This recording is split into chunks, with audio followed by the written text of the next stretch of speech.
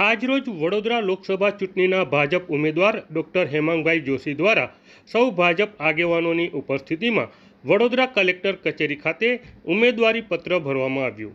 મંદિરથી પગપાળા રેલી સ્વરૂપે વડોદરા કલેક્ટર કચેરી ખાતે ઉમેદવારી પત્ર ભરવા ડૉક્ટર હેમાંગ જોશી સાથે સૌ ભાજપ આગેવાનો જોડાયા હતા.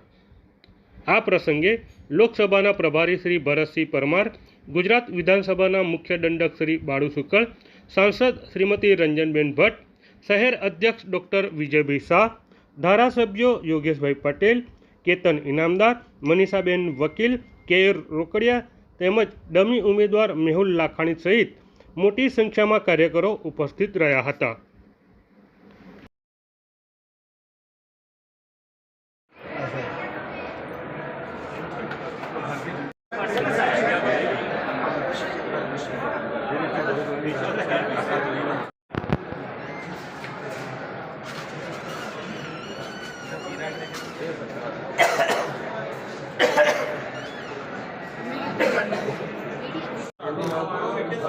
હેમાંગભાઈ આ બાજુ,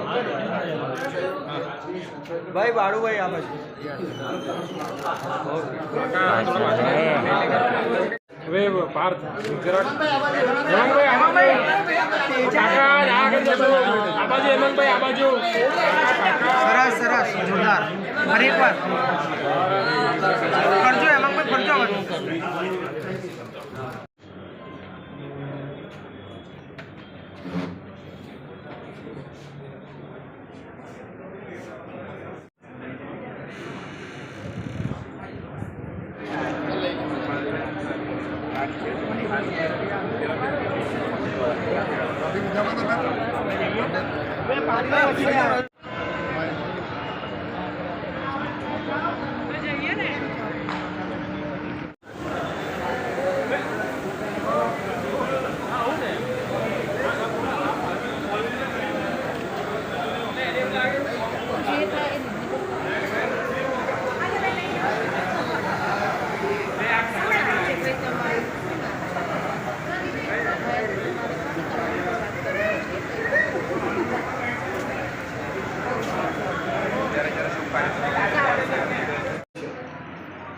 ચોક્કસપણે વડોદરા લોકસભાના ઉમેદવાર તરીકે આજે ભારતીય જનતા પાર્ટીના ઉમેદવારના રૂપમાં વિધિવત 12:39 વાગ્યે ઉમેદવારી પત્ર ભર્યું.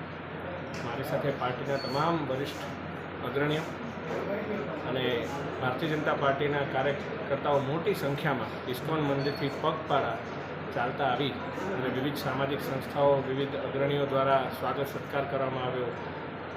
કેરળ સમાજ દ્વારા જે નૃત્ય રજૂ કરવામાં આવ્યું, એક કાર્નિવલ જેવો માહોલ ઊભો કરી અને વડોદરાની અંદર એક ઉત્સવપ્રિય રીતે ઉમેદવારીપત્ર ભરવામાં આવ્યું અને એક ખૂબ હર્ષની લાગણી અનુભવું છું. અને ફરીથી કેન્દ્રીય પાર્લામેન્ટરી બોર્ડ અને વડોદરાના ગુજરાતના શીર્ષસ્થ નેતૃત્વનો ખૂબ ખૂબ આભાર.